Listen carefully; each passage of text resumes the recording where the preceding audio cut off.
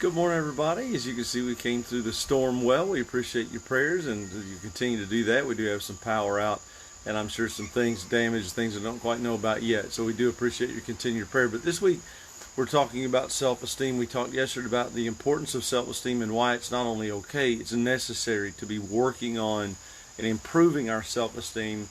And then for the rest of the week, I want to talk about practical ways to do that.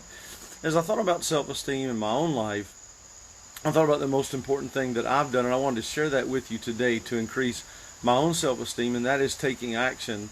But it's got to be action taken a certain way and thought about in a certain way. So a lot of times we want to wait until we have our self-esteem all straightened out and it's high, we feel good about ourselves, we're confident before we take action. When in fact it's the action taking that creates the self-esteem and increases our confidence. But it's got to be certain kinds of action done in a certain way. First of all, it's got to be planned and scheduled. And I don't mean over planning. I don't mean sitting around and waiting till everything is perfect and you know every answer and you know every outcome, because those things are never going to happen.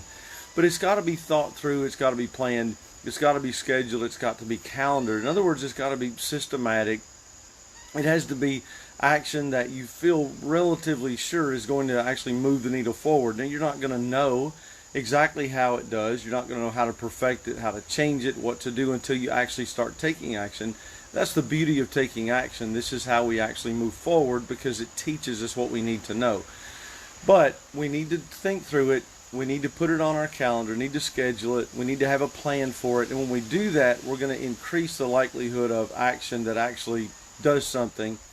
And so it also needs to be fairly, at least at the beginning, it needs to be kind of small action so that we don't get discouraged. It's something that we feel like that we can do, that we're not going to get defeated in. So there's smaller actions to begin with that build momentum that lead us to bigger actions, which is how that happens.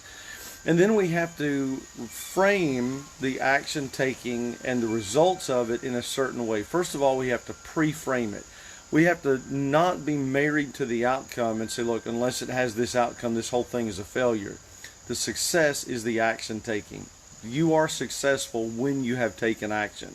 And so we frame ahead of time, whatever happens, we say, because I'm taking action, this is a success. It may work out the way I want, may not work out the way I want, but because I'm taking action, I am a success, and I am building that self-esteem, I'm building that self-confidence, and then follow through with that. No matter how it turns out, learn the lessons from it, be confident, be encouraged because you're taking action, you're doing something, and that's just going to build on itself, and that self-esteem is going to continue to increase. So I hope this is helpful. I hope that if you found some value in it, I hope that you'll share it. Hope that you'll be with us for the rest of the week around 6:30 in the morning as we continue to talk about self-esteem. Have a great morning, and we'll talk soon.